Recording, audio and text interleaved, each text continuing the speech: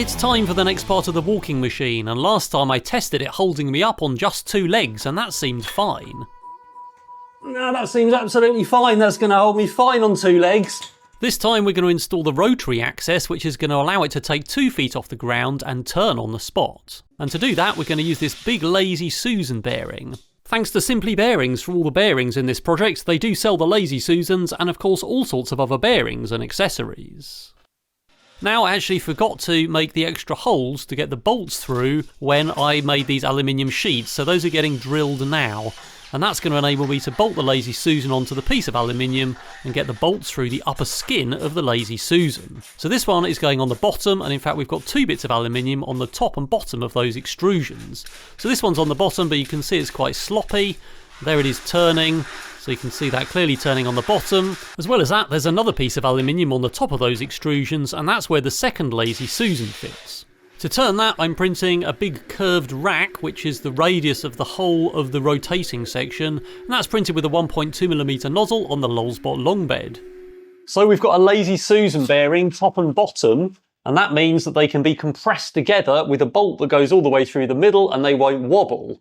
On top of that, we're going to put another plate, and you'll notice that has a rack on it so that we can drive it around in a rotary fashion. On top of this rotating section, we also need a sliding section, and that's going to bring the other pair of legs so that it can take steps. So we do need to build a sliding section on here, which is strong enough to take both my weight and the weight of the other 2 legs when 2 legs are off the ground. Since a lot of the structure's made of V-slot extrusion, I was going to use V-wheels to run in the slots to make the sliders, but to support all of that mass we're going to need hundreds of them. But then I found these desk drawer sliders which each support 40 kilograms, and I'm going to use a bunch of them. There's 3 stages in there, so they go super long, and basically I'm going to overlap several pairs of them so that we get the whole stride we want, which is 400mm in total. Thanks to Lulzbot 3D printers for supporting my channel. It's been nearly 11 years now that they've been supporting me. This is the Lulzbot long bed, which has a really long bed, and also it has a really big nozzle option. I'm using a 1.2mm nozzle here to print some really big chunky parts. And lots of these projects just wouldn't be possible without these printers. This is a Lulzbot Taz Workhorse, which has a more standard sized bed, but it also has the 1.2mm nozzle on again, so there's some really big parts getting made in not very much time. Typically I can put down filament 4 times quicker than I can with a 0.5mm nozzle. So that piece of aluminium now has these box sections attached, which are made of 3D prints, and those are bolted on each side. And we're going to put the desk drawer sliders on each side of these, both on the outside and the inside, so we can overlap them. We've also got this block in the middle, and that block is to hold ball nuts, so we can use ball screws to drive the whole thing. So that piece attaches to the Lazy Susans, but at the moment it's only attached to the top Lazy Susan, so that means there's quite a lot of slop in there, and the bottom Lazy Susan isn't doing anything. So I've got a big bolt made of some 20mm studding, and that's going to go through a hole in the bottom. It's got nuts on each end, and those can be tensioned up to pull the 2 Lazy Susans together, and that means we should be able to take out quite a lot of the wobble. So that rotates nice and freely, and we've got that geared track on there to drive it.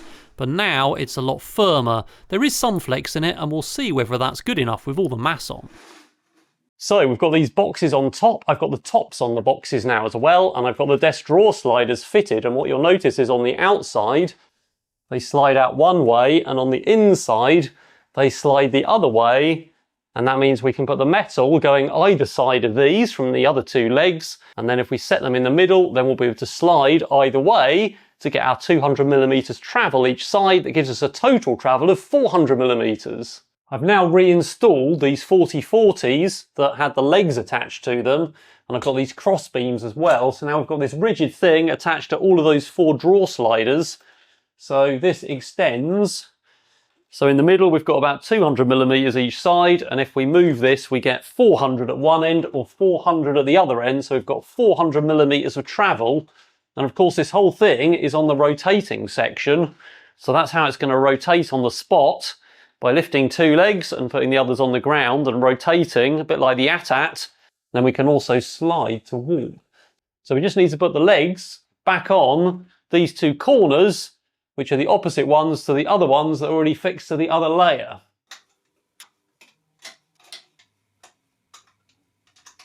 So here it is, and it's almost in one piece, apart from the top sliding section we'll talk about later. So we've got all 4 legs on, 2 of them slide against the others and also rotate against the others. So with 2 legs off the ground, this is how it's going to take steps, and of course it'll put those feet down, pick up the other 2 and slide those, and that's how it's going to take steps forward and backwards, and it's going to rotate doing the same thing. As you probably noticed, this is propped up on IKEA trestles at the moment, and I've got some more 4040s running through there so I can get them out of the way of the leg turn radius. They're not part of it. But we do need something to drive that axis. So I've made this other gearbox with 1 motor and 2 intermediate gears, which is a bit like how the leg joints worked. And that fits right in there with the motor sticking out the bottom and those gears both meshing with the track, so we get lots of torque. So that seems to be working nicely. This is just a speed controller with no position control. Eventually we'll have an end switch and we'll have some sort of encoder so we can control the position and motion curves. It's time for the ball screw that's going to drive this sliding section, and that is basically a big screw. It's a 1605 ball screw, so every revolution is 5mm of lead. And what we're going to do is put that on a big brushless motor. So I've got an O-Drive S1 kit which is capable of around 2 kilowatts and about 3000 RPM. Somehow I need to fit these 4 screw holes to the end of the ball screw, so I've made this little flange piece which fits on there, and then it fits onto half of one of these CNC couplers that would normally attach stepper motors to the axes of a CNC machine. And that means we can attach the motor straight on that ball screw, which I think is going to be more than enough power. So that's mounted to the frame and the ball nut is fitted to the middle. So if we rotate that, then of course that whole sliding axis will move along. And there is another deck to put on which will do exactly the same thing with a motor on the other end. It's time for some electronics and control, so I'm using a lot of teensy 4.1s which are complete overkill, and I'll explain more about that later. Each leg needs an encoder to measure the position of it, so I'm using an AS5047 magnetic encoder, which is an SPI device. A magnet is fitted to this print, and then we'll actually measure the angle, and it's non-contact, so there's no friction here, and nothing to wear out like a cheap potentiometer. And that'll measure a complete 360. It's time for some electronics enclosures. Each leg is going to have a local controller to that SPI encoder, a motor driver, and a teensy in it. So here's one of them, which has got those things in, including a power regulator, the motor drivers at the back, and I'm using some RJ45 breakouts so I can convey data and low voltage power to each one. There's the encoder in its little mount, and then I've got another one there with the extra driver in, which is going to drive that rotary axis as well. Altogether we've got 4 of those because we've got 4 legs. I've also got another one with a teensy 4.1 in, which is the central brain. There's also an inertial measurement unit, so we can do some experimental stuff in the future, but that's going to convey data out to all of the others. And of course I need a controller, so I've built this pendant, which has got lots of buttons on, and it's got another teensy inside. This is only a teensy 4 though, because it's just a dumb terminal essentially sending serial data, and all it has to do is read buttons and switches and the joystick and send them over serial to the main brain. To do that, I'm using RJ45 cables, basically Ethernet patch cables, and those are going to take low voltage power to power the electronics and data, and there's 4 more ports there to go to the legs. To power the low voltage for these teensies and all the motor drivers and everything, we're just using one of these NP style camera batteries. And so that basically takes 7 volts, that goes over the cable to each of the modules as well as the data. I really like the look and feel of these yellow acrylic tops that I've got on here. I'm going to do that on all the boxes. Feels like a piece of educational equipment I would have had at school that maybe a technician or something made themselves, for all these chunky switches and knobs on. So quite like that. There is an LED as well that lights up that looks super good. So we do have teensy 4.1s in this, which you'll probably realise is excessive. We've got them in all the legs, and all they do at the moment is read an encoder and receive some serial data. But it does mean that if we want to put load cells or foot pressure sensors in or something in the future, we've got tons of I/O and tons of interfaces, multiple SPI I2C, CAN bus, all sorts of stuff built in there. So that's why I've put those in for now. So we need to link all this together, get those motor drivers, doing a feedback loop with the encoder, and see if we get the legs moving. The magnet's fixed on that big gear that rotates and the axle through the leg, and the encoder's fixed on the stationary part. Then I've got a nice bit of conduit that takes up those wires, all the SPI wires, into the electronics. 2 pieces of electronics this end, the main brain, and another 2 at the other end. Power distribution is temporary, but I've got two big lipos which are in parallel, and those are 22 volts each roughly, a big contactor and an emergency stop to turn that power on and off.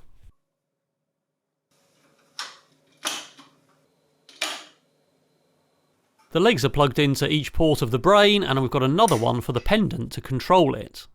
I want to do some tests with the legs off the ground so I can see that the motion works before I put it on the ground, because if basically the legs slide against each other or something on the ground, it's going to tear itself apart.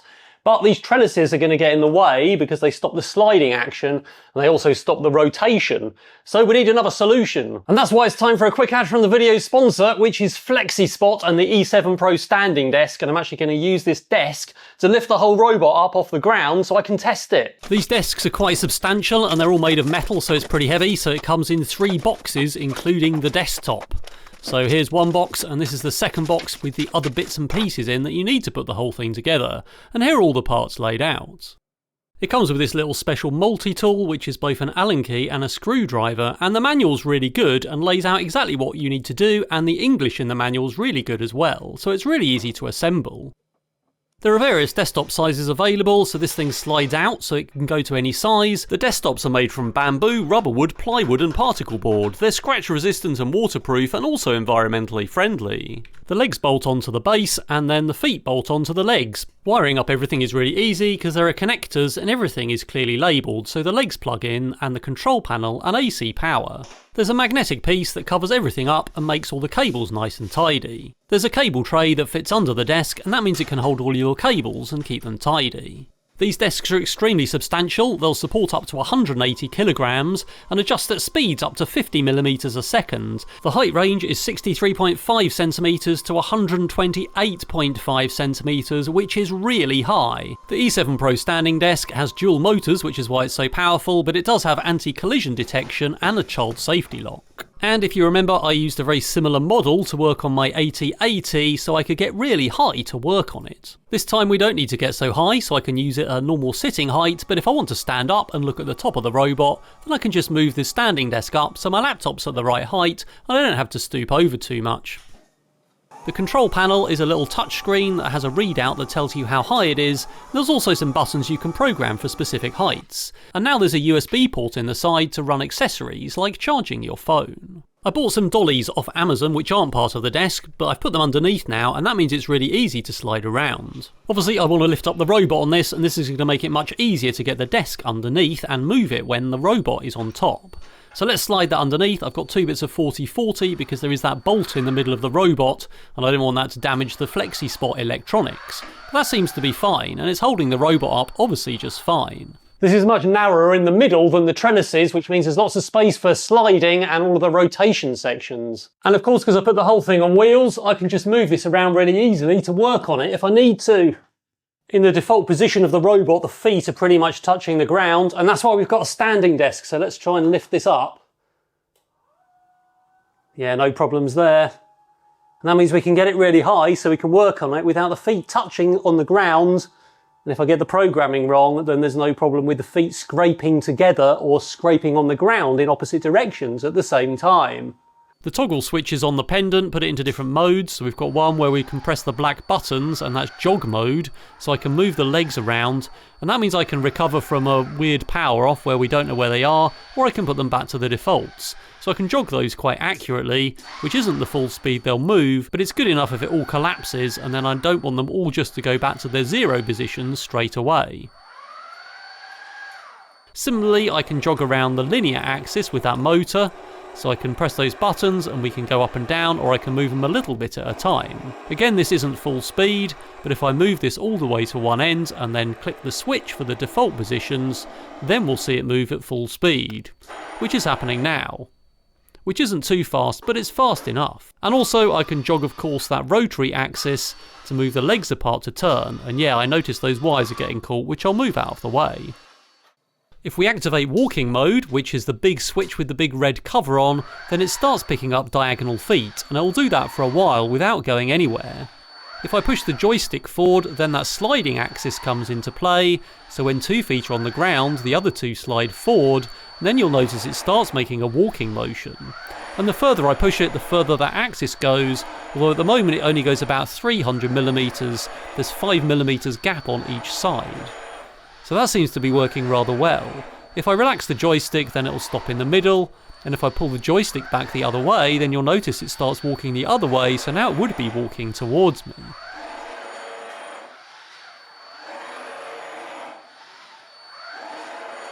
If I let go of the joystick, then it will go back to the middle, and if I switch that switch off, it will complete its cycle before stopping with all the feet together.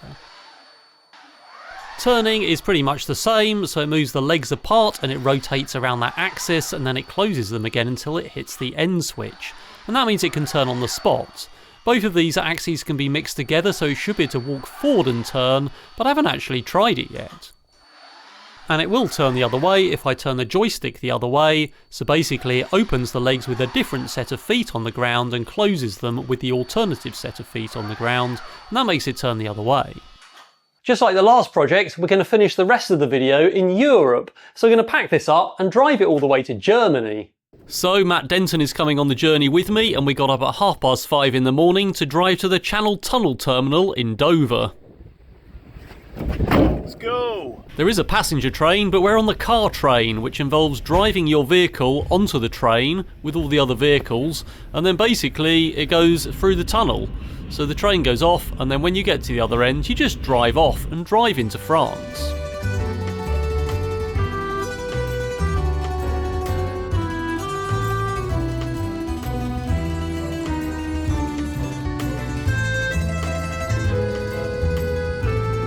And about 6 hours later, having passed through Belgium, we're in Frankfurt in Germany. So now we need to unload the van, which is full of everything, including the walking machine and Matt's giant Lego beach buggy, and we need to go into this building for the exhibition where we're on the 2nd floor. So we had to go up these massive goods elevators that take 15 tons or 200 people, and then wheel everything through a massive show floor. Matt could drive his car fortunately, and you should check out more in his channel about how he built it. But now it's time for reassembly.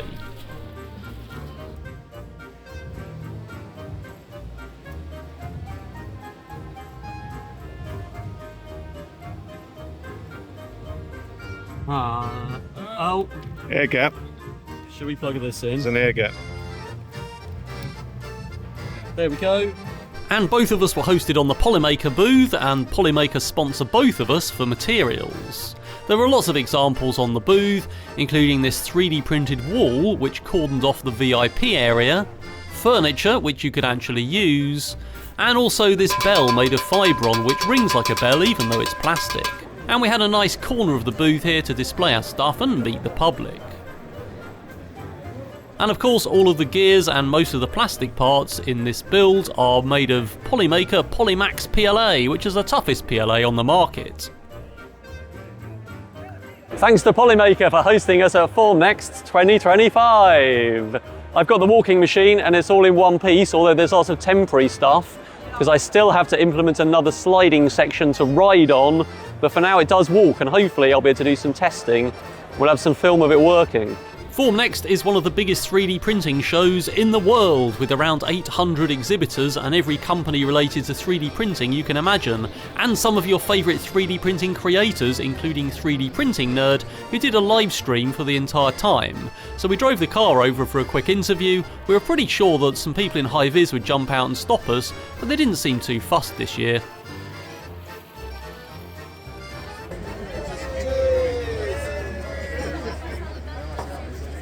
It was party time at about 4 PM each day. No, she doesn't know what she's missing. We got up really early the next day and went in to do some filming because we thought we'd get in trouble for doing stuff if the public were there, because there's a lot of trapping hazards and so on in my machine. So Matt drove his car around. He's due to do some upgrades. Currently he can only do 8 kilometers an hour, but you should check out his channel for more on this project. And it was time to test the walking machine. The eventual plan is that I'm going to ride on this, but there's quite a bit more to build until I can, which I'll explain shortly. Our booth was on a little raised step, although there was a ramp where the red carpet is. I decided to just walk off it and see what happened. Eventually I want to make compliant feet to handle uneven terrain better, but it seemed to be okay, with the foot partially on the ledge. I was quite surprised actually that it didn't tip over as it offsets mass as two of the legs move, and only having that leg on the ledge a little bit and one foot tilted on the opposite corner. But it seems okay. This is how it turns, by picking up 2 feet and opening and closing that rotation section, and that means it can turn quite far, probably only about 30 degrees, but I'd really like to extend the geared track so that it can do 90 degrees in one go. This is how it will walk forward and backwards normally, by picking up 2 legs and sliding them, then picking up the other 2 and sliding them, and so on to locomote.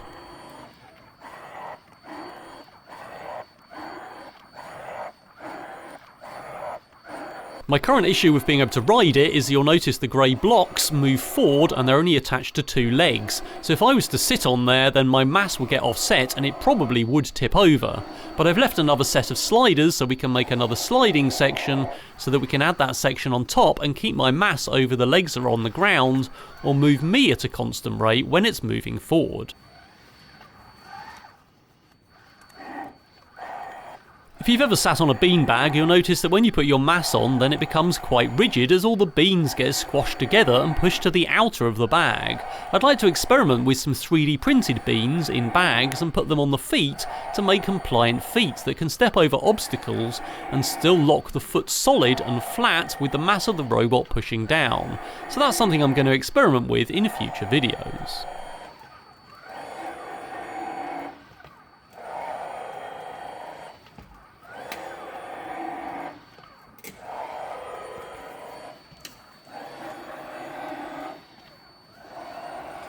I like the sound of the O drive.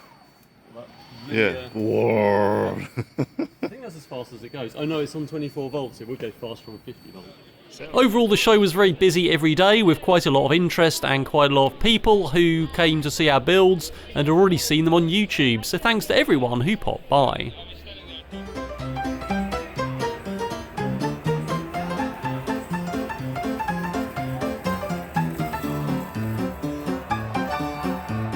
On Thursday night, it was the time for the Form Next party, sponsored by whoever's logo that is.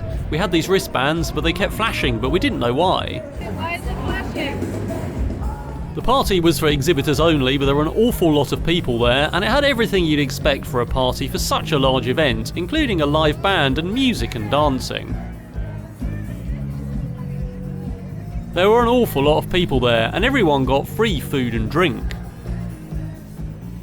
But unfortunately, this year, when all the food was gone, there was no pudding. The event was 5 days long, including the setup day, and we also spent pretty much a day travelling there. So when we loaded out, we didn't want to go through the main lifts with everyone else trying to get all of the stuff out in one evening. So we found another car park and some stairs and a passenger lift, and Matt tried to drive his car straight out so we could put it in the van that we'd already placed in the car park. However, we had a few problems getting out due to the width of it and only having a motor on one wheel.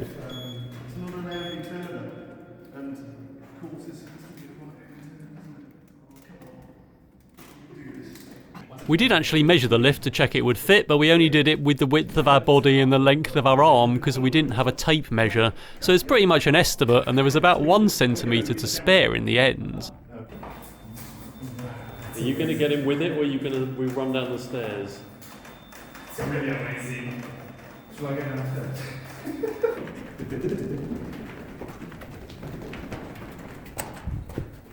Take it first.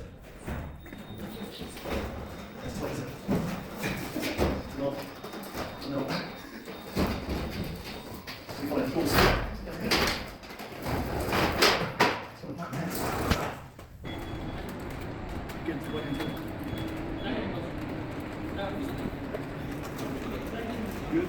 Hey! The wrong floor. Yeah, I just put mine on a dolly and wheeled it straight out, and everything was fine because it was quite narrow and it went in the lift just fine. and just another 12.5 hours to drive home.